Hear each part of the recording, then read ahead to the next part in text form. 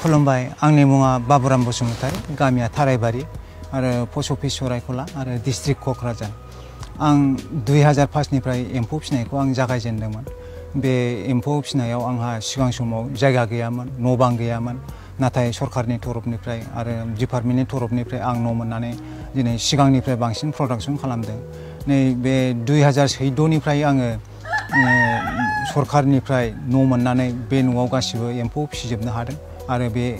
जायगा थोयैनि थाखाय बे डिपार्टमेन्टनि मानसिया फैनानै आरो बेनो माबा मोनसे सुबिदा होबावनांगोन होननानै आंखौ सरकारा बे एम्फौ फिसिनायाव मा नांगौ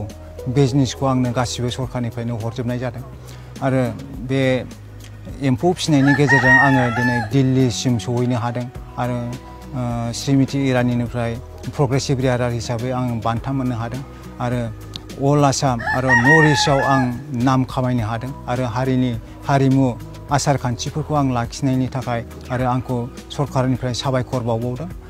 बिनि थाखाय जोबोद गोजोनथाव आरो आं न'खर संसारखौ बे एम्फौ फिसिनानैनो आं मोजां सलायनो हागासिनो दङ आरो आं नाजाबावगोन सरकारा आंखौ अननानै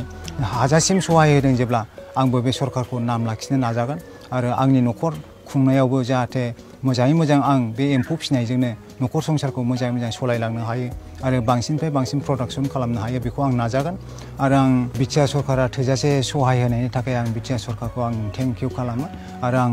आसा खालामो आरो उन समसिम आं जेसेबांसिम मावगोन सरकारा बिटिआर सरकारा आंखौ सहाय होगोन होननानै आं आसा खालामो आरो आंखौ सहायबो होगासिनो दङ बिनि थाखाय बिटिआर सरकारनिसिम थेंक इउ